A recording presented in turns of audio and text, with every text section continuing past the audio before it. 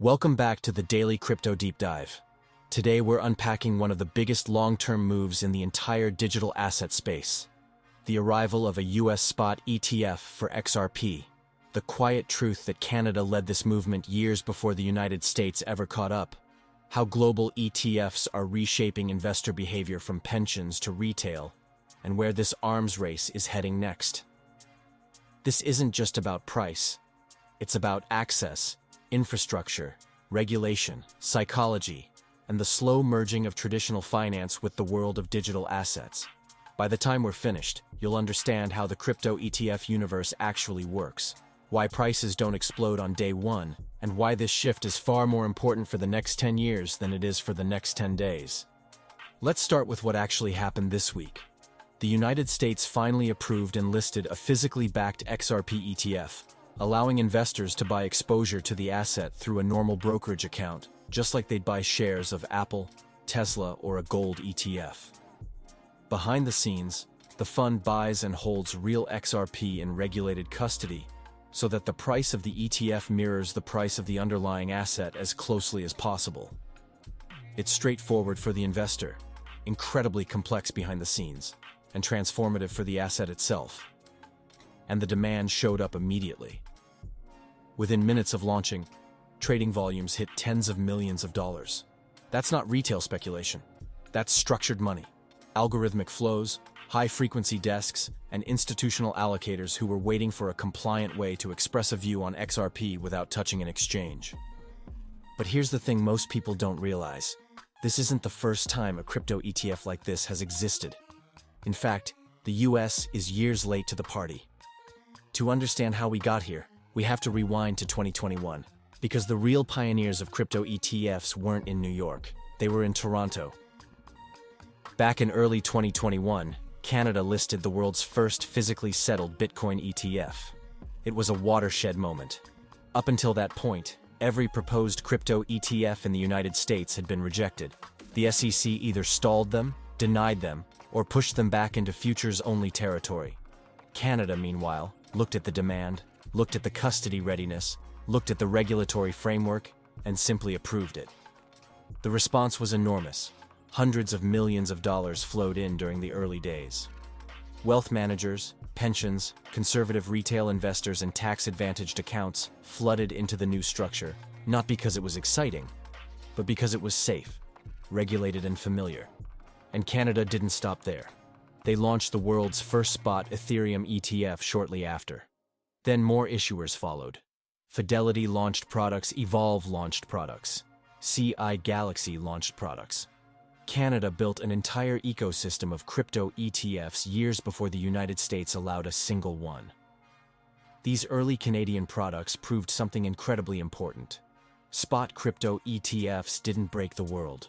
They sat on regulated exchanges, tracked their underlying assets, handled custody correctly, and did everything they were supposed to do. That single fact became ammunition for every lawyer and analyst lobbying the SEC in the US. It provided real-world proof that these products were not dangerous. They were simply a modern wrapper for a modern asset. Fast forward to now, and the XRP ETF is the latest step in a much larger shift. Bitcoin got its spot ETFs in January 2024. Ethereum followed later that year. Then came Solana, and index products started appearing that bundled multiple assets into single funds. Now XRP joins the list. And it's important to understand that this isn't random. Each ETF unlocks a different narrative and a different investor base. Bitcoin is digital gold. Ethereum represents smart contract infrastructure. XRP sits firmly in the payments and settlement world. The ETF opens the door for a different type of investor, a different set of use cases, and a different type of long-term allocation. We are going to take a very short break here. Stay with us. Avoiding your unfinished home projects because you're not sure where to start? Thumbtack knows homes, so you don't have to. Don't know the difference between matte paint finish and satin? Or what that clunking sound from your dryer is? With Thumbtack, you don't have to be a home pro. You just have to hire one. You can hire top-rated pros, see price estimates, and read reviews all on the app. Download Thumbtack today. Now let's clear up the biggest misconception immediately. ETFs almost never cause instant price explosions. Crypto Twitter expects fireworks, but markets don't work that way. When the US approved Bitcoin ETFs in early 2024, Bitcoin didn't moon instantly. It dipped. It took weeks and months of consistent, disciplined inflows before the real rally happened. Ethereum's ETF approval behaved the same way. Retail traders buy rumors. Institutions buy structure. One is fast and emotional. The other is slow and measured. It's no different here. XRP didn't explode because the ETF approval wasn't a surprise. It was anticipated. It was priced in. Traders positioned weeks in advance. Some holders used the moment as liquidity to take profit. Analysts knew the launch was coming, and market makers had already hedged. The real inflows, the real structural impact, happen over months, not hours. Institutions don't FOMO. They allocate. They wait for spreads to narrow, for volatility to calm, for liquidity to deepen, and for the product to settle into predictable daily volume. That's when the real money moves. So if the ETF doesn't immediately send XRP into orbit, what does it change? The answer is everything that actually matters long-term. Because ETFs aren't about hype. They're about access and legitimacy. When an asset receives a spot ETF, it enters a different universe. It goes from a speculative crypto token to a regulated investment vehicle held inside pension accounts, retirement plans, financial advisory platforms, and family offices. Suddenly, professional money managers can include it in a model portfolio. Risk committees can sign off on it. Pension boards can give it an allocation, and advisors can recommend it. Index providers can incorporate it. And for the average investor, it becomes just another ticker in a familiar interface. This is how normalization works. It happens quietly. It happens slowly. And it happens far more powerfully than any single burst of retail excitement. Over time, the ETF may end up holding millions or even billions of dollars worth of XRP. Not because of hype, but because of steady inflows from investors who simply want diversified exposure to crypto without managing private keys or trusting exchanges. To see how this unfolds, just look at Canada's ETFs again. The Bitcoin ETF there slowly accumulated tens of thousands of Bitcoins. It didn't cause massive price spikes, it didn't dominate headlines, it didn't create hysteria, but it built a foundation of long-term holdings that remain locked up today, inside retirement accounts. Ethereum's ETFs in Canada did the same. These were long-term flows that strengthened the asset's base demand. The same pattern is likely for XRP in the US. Slow, steady, durable inflows that build market depth, not hype. But there's an even bigger dynamic unfolding behind the scenes, the globalization of crypto ETFs. The US is now catching up to Canada and parts of Europe. Hong Kong has already listed spot Bitcoin and Ether ETFs. Germany and Switzerland have crypto ETPs widely available. Brazil has spot products, the Middle East is opening up. And jurisdictions like Singapore, South Korea, and Australia are actively exploring the framework needed for regulated spot crypto ETFs. You're watching the formation of a global network of regulated investment products tied to digital assets. These products cross-list, cross-hedge, and cross-arbitrage against one another. Over time, that deepens liquidity, tightens spreads, and makes markets more efficient. And once global ETF infrastructure is mature, it becomes incredibly difficult for regulators to roll back adoption.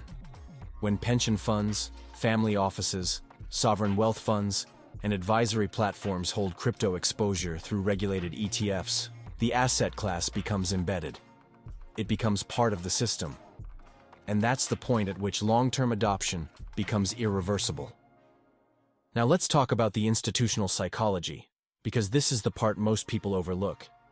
Retail sees an ETF approval and immediately imagines a rocket ship. Institutions don't think that way. They prioritize liquidity, stability, and predictable access. They run models. They build allocation bands. They balance portfolios. They execute gradually. They care more about month 3 and month 6 performance than day 1. That's why ETFs often drive sustained long-term rallies instead of short-term blow-offs. For XRP specifically, the demand profile is even more nuanced. Because a portion of XRP demand comes from utility, payment providers, cross-border settlement systems, corporate integrations, and liquidity operations. These users don't care about price hype. They care about reliability and regulatory clarity. And an ETF helps enormously with that because it provides a regulated path for holding exposure, hedging exposure, or integrating XRP into treasury operations. For those use cases, the ETF isn't about trading, it's about infrastructure. So what does this mean for portfolios? If someone is a pure on-chain user who values decentralization and self-custody, the ETF doesn't replace anything. It's simply an additional on-ramp. But for the millions of investors who prefer holding everything within pensions or brokerage accounts, the ETF is a way to gain exposure without leaving the ecosystem they trust. It becomes a plug-and-play part of their portfolio. Maybe it's a 1% allocation. Maybe it's 3%. Maybe it's blended inside a broader crypto index fund when those become widespread. The key is that the ETF makes XRP accessible to investors who would never use an exchange. And that leads us to the final piece of the puzzle, where this entire ETF movement is heading. Because crypto ETFs are not the end. They are the bridge. The real destination is tokenization. The process of putting real-world assets like bonds, treasuries, real estate, and equities on-chain. Major asset managers, including BlackRock, have openly said they believe tokenization will transform global markets over the next decade. When that happens, the lines between ETFs, traditional assets, and crypto assets will blur completely. You will have tokenized money market funds, tokenized treasury funds, tokenized index funds, all living alongside native crypto assets like Bitcoin, Ethereum, Solana, and XRP. Custody systems will merge, settlement will become instantaneous, and crypto ETFs will simply be one part of a much larger digital ecosystem. The XRP ETF is a stepping stone toward that future. It pushes crypto deeper into the regulated world. It signals that payments-focused assets have a legitimate place inside professional portfolios. It normalizes crypto exposure for everyday investors. And it accelerates the process of bridging the traditional financial world with the blockchain world. That's the real story here.